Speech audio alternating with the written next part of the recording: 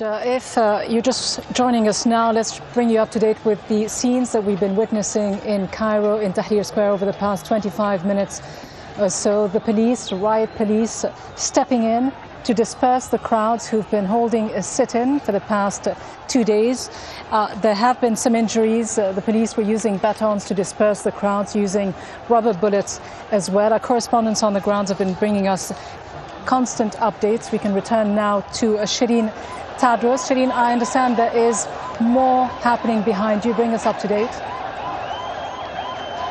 Yes, just in the last seconds, Ghida, the protesters who were driven right out of the square have been coming back in their hundreds back into the square. I'm going to move out the way because this is really something you should see. As they're moving back in, the police are also moving back in.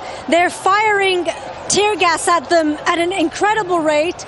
They're also beating them as they're approaching the main square, which you can see now. The roundabout, in fact, is pretty much on fire because the police had set on fire all the tents that were there. So people are flooding back into the square. Protesters, they're shouting Allahu Akbar, God is great, as they're coming back in, and they're being met with rounds of tear gas. This has been continuing for the last few minutes now.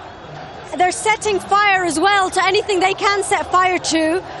And the police, once again, find themselves completely outnumbered in the main square.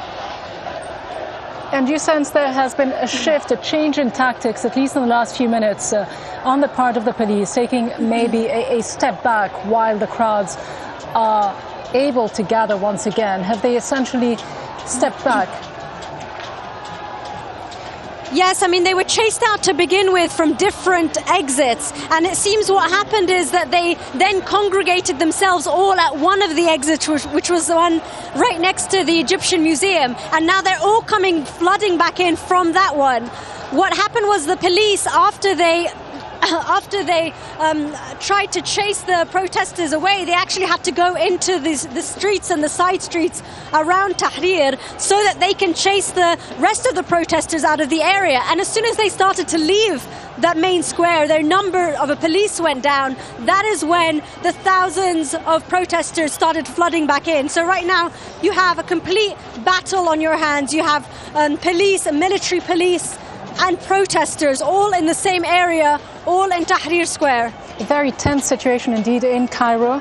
Any indication as to what the Supreme Council of the Armed Forces has in mind to bring the situation under control? Have there been any statements from the leadership?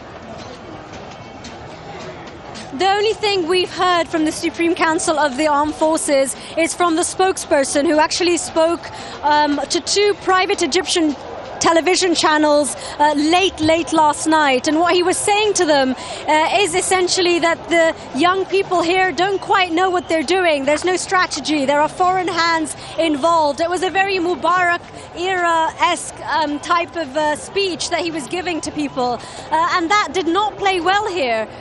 People are waiting to have some kind of leadership, and there is no leadership, some kind of concessions, and there certainly aren't any concessions. So there was definitely a vibe around the whole of the day when people were thinking, what is the Supreme Council going to do next? But all we were being faced with is more and more statements that are incredibly hardline. So apart from the vehicles that we're seeing, we're also seeing motorcycles as well being driven around. Those motorcycles actually belong to the protesters, not the police. So people are coming back not just on foot but also with their motorcycles, adding really just to the complete chaos that we're seeing behind us. But it's very difficult to see through all the smoke and smog here. But I can tell you that it does seem that the protesters are winning over the police, if you like. They are the ones that are pushing the police back at the moment, rather than the other way, which was the case just about 15 minutes ago. It certainly looks that way, Sherine. And as we spoke about half an hour ago, the protesters seem to be quite a bit outnumbered by the number of riot police who were chasing them out of the square. Now the protesters seem to be back in large numbers. What would be your best estimate as to the numbers of people gathered today and those who were there yesterday? Well, you know, this has been a very long process. In the morning, on Saturday morning, what we saw was probably about 250 people who were gathered. They were the ones that were forcibly removed by the police. After that, after the clashes started taking place, by around the afternoon, we saw thousands of people gathering, and by the evening, there was certainly, 1,000-2,000 people in Tahrir Square. Now, throughout the course of the morning, more and more people have been joining, and we really now are back to that number, back to 2,000-3,000 people maybe who are now in Tahrir Square. They were chased out, as we were talking about just as we were coming on air now about half an hour ago, but now the really making their way back and waving their flags, chanting. They're saying, we want an end to military rule. They're saying God is great, and really trying to show the military police here that they are not going to be driven out.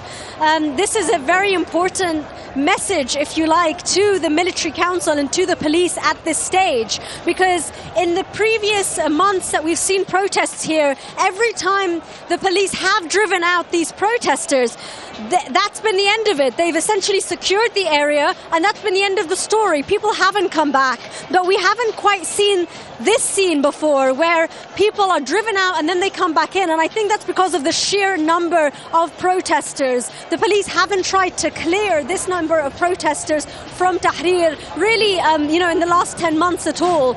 And again, the protesters are almost acting now as if nothing happened. They're coming back, holding up their flags. They're circling the main area in the middle. They're surveying the damage because, of course, all those tents were set on fire by the police. They're putting the fires out in the middle, and they're regrouping, essentially. They seem to be regrouping, and just by the sheer number of protesters that are growing by the minute, it would seem, and we certainly are seeing that on our screens right now, Sherine, people flooding presumably into Tahrir Square. And from the statements you've heard, from the comments that have been made to you by protesters, you spoke to someone just about a half hour ago, there seems to be quite a bit of resilience and determination on the part of Egyptians.